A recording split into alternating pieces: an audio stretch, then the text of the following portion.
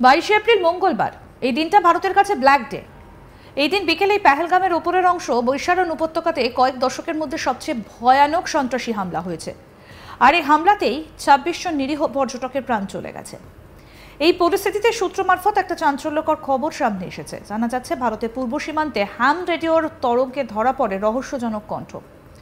সংকেতমূলক বার্তা এবং উর্দু আলাপচারিতা সংশয় তৈরি করেছে, যা বেশ সন্দেহজনক। খুব বেশি সময় হয়নি, মাস দুয়েক হয়েছে রাতের দিকে ভারত বাংলাদেশ সীমান্ত লাগোয়া দক্ষিণবঙ্গের বিভিন্ন জায়গা থেকে সিগন্যাল পাওয়া গিয়েছে। বিশেষত বসিরহাটের মতো জায়গা থেকে এই সিগন্যাল মিলেছে। এই সিগন্যালের হদিশ পেয়েছেন হ্যাম রেডিও অপারেটররা। নতুন করে ফের ভারতে কোনো সন্ত্রাসী অ্যাক্টিভিটি চালানোর জন্য জিহাদিদের নতুন কোনো ছক নয় তো? এই প্রশ্ন কিন্তু বারবার উঠে আসছে। সূত্র মারফত জানা যাচ্ছে বাংলাদেশের সীমানা থেকে গোপনে ভারতীয় হ্যাম রেডিওর সিস্টেম ব্যবহার করে মাঝরাতে রহস্যজনক বাক্যালাপ চলছিল। আর এই খবর পাওয়া মাত্রই কেন্দ্রীয় স্বরাষ্ট্রমন্ত্রক একেবারে নড়ে চড়ে বসে। দক্ষিণবঙ্গে আপাতত হ্যাম নেটওয়ার্কের রিপিটার বিকল করে দেওয়া হয়েছে বলে জানা গিয়েছে। হ্যাম রেডিও কি যদি বলতে হয় তাহলে এটা একটা মাধ্যম যেখানে ফোন বা ইন্টারনেট কাজ করে না, তেমন দুর্গম জায়গাতে হ্যাম রেডিওর মাধ্যমে যোগাযোগ করে কথা বলা হয়। আর এই হ্যাম রেডিও বিশেষত দুর্যোগ বা কোনো দুর্ঘটনায় যোগাযোগের সব মাধ্যম যখন ক্র্যাশ করে যায় তখন হ্যাম রেডিও একমাত্র সহায় হয়ে ওঠে। সূত্রের খবর অনুযায়ী গত জানুয়ারি মাসে রহস্যজনক এই কথোপকথনের সিগন্যাল আদান প্রদান প্রথম টের পান হ্যাম রেডিও চালক অম্বরীশ নাগ বিশ্বাস। তার মতে তিনি কখনো রেডিও বন্ধ রাখেন না, ঘুমানোর সময় কেবল আওয়াজ কমিয়ে রাখেন। তিনি জানান একদিন গভীর রাতে ঘুম ভেঙে যায় তার। রেডিও থেকে অন্য ভাষায় কথোপকথনের আওয়াজ শোনেন তিনি। প্রথমে ভেবেছিলেন কেউ হয়তো গুরুত্বপূর্ণ মেসেজ দেওয়ার চেষ্টা করছেন, কিন্তু পরে গিয়ে তার সন্দেহ হয়। তারপর তিনি বলেন কে বলছেন।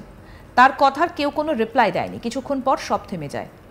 কিছুক্ষণ যেতে না যেতেই ফের কথোপকথন শুরু হয়। ওই রহস্যজনক ঘটনার কথা তিনি ওয়েস্ট বেঙ্গল রেডিও ক্লাবের সদস্যদের জানান। তাদেরও একইভাবে বিষয়টা নজরে আসতে হ্যাম রেডিও চালকেরা নড়ে চড়ে বসেন।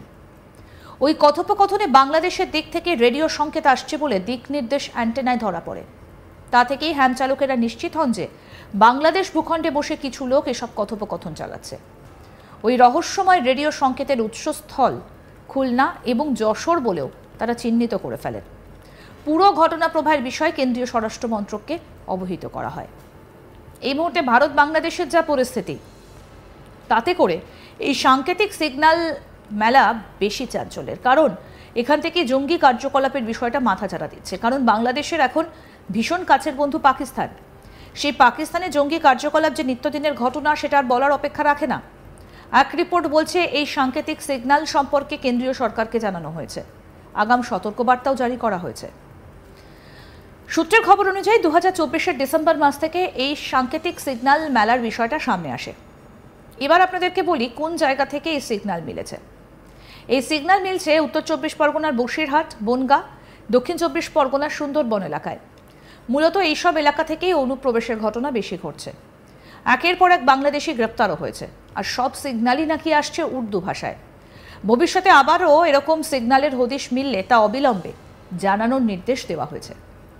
সূত্র মারফত জানা যায় পশ্চিমবঙ্গ রেডিও ক্লাবের পক্ষ থেকে রাত 1টা থেকে রাত 3টের মধ্যে সেই সন্দেহজনক সিগন্যাল ধরা পড়েছে। মূলত বাংলাদেশি ধাঁচে কথা, উর্দু ভাষায় সেই সাংকেতিক বার্তা ছিল। কখনো কখনো এমন কোনো ভাষায় সিগন্যাল ধরা পড়েছে যেটা আমরা বুঝতে পারিনি। যখনই আমরা ওই লোকজনকে নিজেদের পরিচিতি দিতে বলেছি তখনই ওরা চুপ করে গিয়েছে। এক আধিকারিক জানান ডিসেম্বরের মাঝামাঝি সময় উত্তর 24 পরগনার সোদপুরে প্রথম এই সিগন্যাল ধরা পড়ে। যদিও প্রথমে বিষয়টা নিয়ে খুব একটা গাঁ করা হয়নি, কিন্তু তারপর থেকে লাগাতার বসিরহাট, বনগাঁ এবং দক্ষিণ 24 পরগনা জেলা থেকেও সিগন্যাল আসা শুরু হয়। যখন গঙ্গাসাগর মেলা শুরু হয় তখন একাধিক হ্যাম রেডিও ব্যবহারকারী এই সাংকেতিক সিগন্যাল মেলার কথা জানায়। কেন এই সিগন্যাল নিয়ে এত সন্দেহ? সূত্রের এক রিপোর্ট অনুযায়ী হ্যাম রেডিও ব্যবহারকারীরা সবাই যে একই নিয়ম মানেন তা নয়। এক্ষেত্রে তৃতীয় পক্ষকে নিজেদের রেডিও আইডেন্টিফিকেশন কোড বা রেডিও কল সাইন দিয়ে পরিচয় দিতে হয়। কিন্তু এই সব ঘটনার ক্ষেত্রে পরিচিতি জানতে চাওয়া হলেই সবকিছু স্তব্ধ হয়ে যাচ্ছে।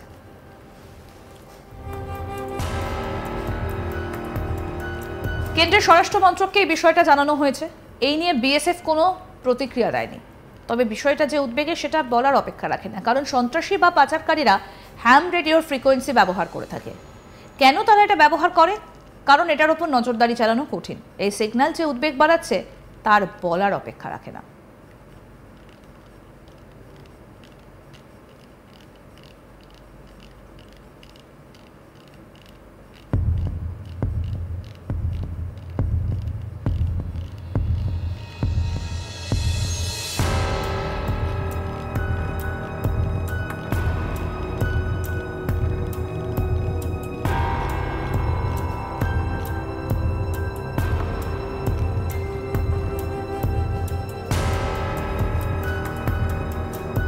বাইশে এপ্রিল মঙ্গলবার, খুব স্বাভাবিক এই দিনটা ভারতের কাছে ব্ল্যাক ডে।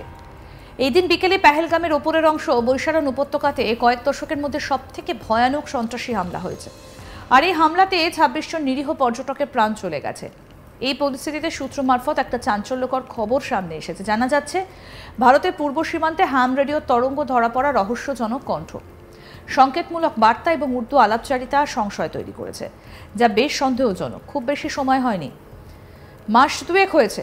রাতের দিকে ভারত বাংলাদেশ সীমান্ত লাগোয়া দক্ষিণবঙ্গের বিভিন্ন জায়গা থেকে সিগন্যাল পাওয়া গিয়েছে। বিশেষত বসিরহাটের মতো জায়গা থেকে এই সিগন্যাল মিলেছে।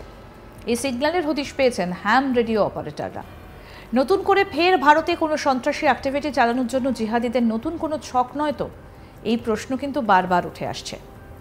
সূত্র মারফত জানা যাচ্ছে বাংলাদেশের সীমানা থেকে গোপনে ভারতীয় হ্যাম রেডিওর সিস্টেম ব্যবহার করে মাঝরাতে রহস্যজনক বাক্যালাপ চলছিল। আর এই খবর পাওয়া মাত্রই কেন্দ্রীয় স্বরাষ্ট্রমন্ত্রক নড়ে চড়ে বসে।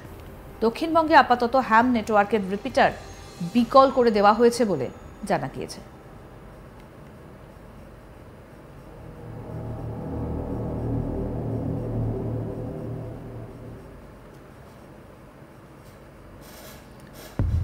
এবার প্রশ্ন হচ্ছে, হ্যাম রেডিও কি? যদি বলতে হয় তাহলে একটা মাধ্যম যেখানে ফোন বা ইন্টারনেট কাজ করে না। তেমন দুর্গম জায়গাতেও হ্যাম রেডিওর মাধ্যমে যোগাযোগ করে কথা বলা সম্ভব। আর এই হ্যাম রেডিও বিশেষত দুর্যোগ বা কোনো দুর্ঘটনায় যোগাযোগের সব মাধ্যম যখন ক্র্যাশ করে যায় তখন হ্যাম রেডিও একমাত্র সহায় হয়ে ওঠে। সূত্রের খবর অনুযায়ী গত জানুয়ারি মাসে রহস্যজনক এই কথোপকথনের সিগন্যাল আদান প্রদান প্রথম টের পান হ্যাম রেডিও চালক অম্বরীশ নাগ বিশ্বাস। তার মতে তিনি কখনো রেডিও বন্ধ করেন না, ঘুমানোর সময় কেবলমাত্র আওয়াজ কমিয়ে রাখেন। তিনি জানান, একদিন গভীর রাতে ঘুম ভেঙে যায় তার, রেডিও থেকে অন্য ভাষায় কথোপকথনের আওয়াজ শোনেন। প্রথমে ভেবেছিলেন কেউ হয়তো গুরুত্বপূর্ণ মেসেজ দেওয়ার চেষ্টা করছেন, কিন্তু পরে গিয়ে তার সন্দেহ হয়। তারপর তিনি বলেন কে বলছেন। তার কথার কেউ কোনো রিপ্লাই দেয়নি। কিছুক্ষণ পর সব থেমে যায়। তবে কিছু সময় যেতে না যেতেই আবার কথোপকথন শুরু হয়। ওই রহস্যজনক ঘটনার কথা তিনি ওয়েস্ট বেঙ্গল রেডিও ক্লাবের সদস্যদের জানান এবং তারপর পুরো বিষয়টা নজরে আসে। আরও আপডেট পেতে দেখতে থাকুন আজ তাক বাংলা। সাবস্ক্রাইব করুন, নোটিফিকেশন পেতে বেল বাটন অপশন প্রেস করুন, হোয়াটসঅ্যাপেও ফলো করুন আজ তাক বাংলা।